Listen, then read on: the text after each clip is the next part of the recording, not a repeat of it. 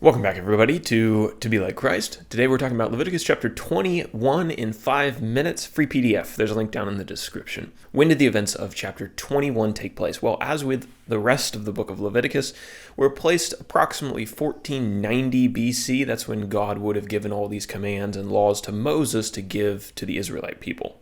In terms of our definitions for this chapter, we have one, not really a definition, but an explanation of the tiers of holiness that were expected from the Israelites. So depending on who you were within the Israelite camp and society, a certain level of expectation was placed on you. The common people were expected to keep God's laws, to do their best to remain ceremonially clean and avoid uncleanliness.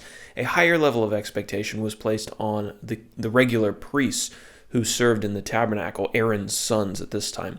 And then an even higher and the highest level of expectation was placed on the high priest to remain ceremonially clean and sanctified because of his role in offering the holy things to God.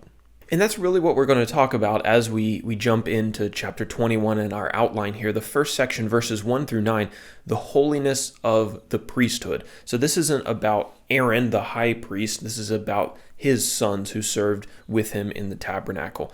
The priests were to give special attention to avoiding uncleanliness because they were responsible for offering sacrifices for the people and being around the holy things in the tabernacle. The priests were not to make themselves unclean by approaching a person's corpse, unless it was a close relative, like their father, their mother, son, daughter, brother, or their virgin sister.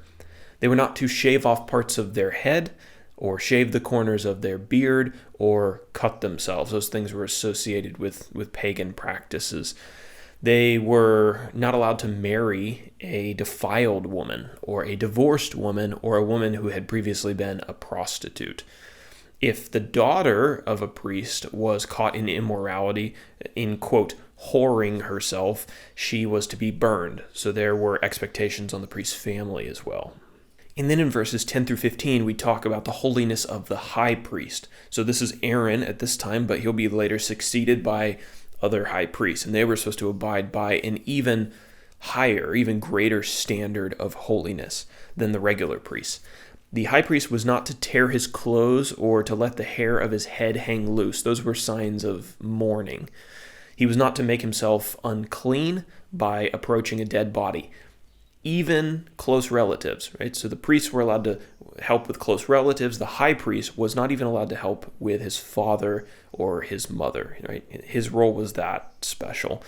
And he was only allowed to marry a virgin.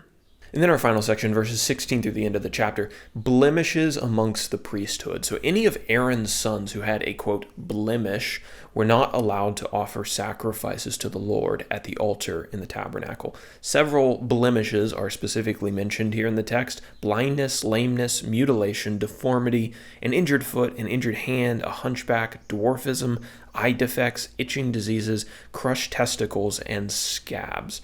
A man with any of those conditions was allowed to eat of the holy things of God, the food, but they were not allowed to, quote, profane the sanctuary of God by offering sacrifices at the altar. So there you go. That is chapter 21. Now for our application.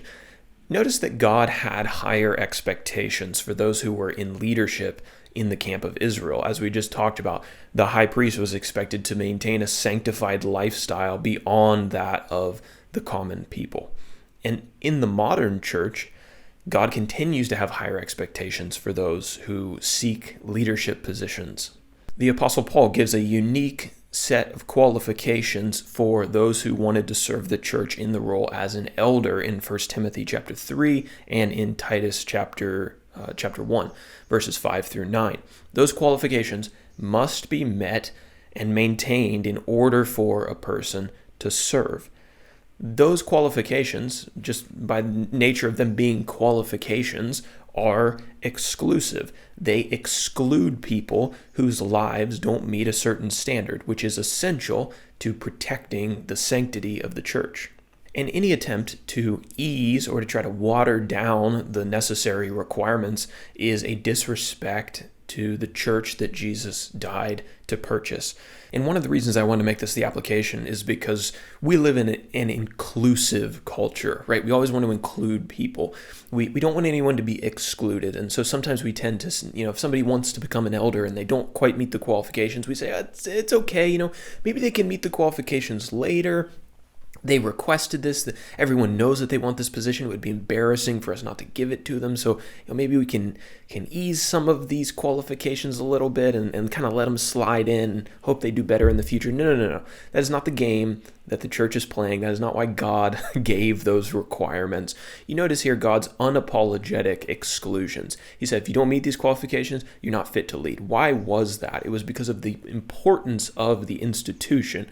In this case, it was the tabernacle. It was the place of the presence of God. You didn't go in there unless you were a man qualified to do it. Well, the church really isn't that much different in the sense that it is the center of God's presence on earth, and it is an extraordinarily valuable and sanctified organization that we cannot afford to give over into the hands of unqualified people in order to lead. God set it up a certain way for a reason. It's because the church is extremely important. It needs to be led by men whose lives reflect their respect for God and lifelong commitment to God. And so in this case, we need to embrace exclusion rather than inclusion and respect the qualifications that God has given.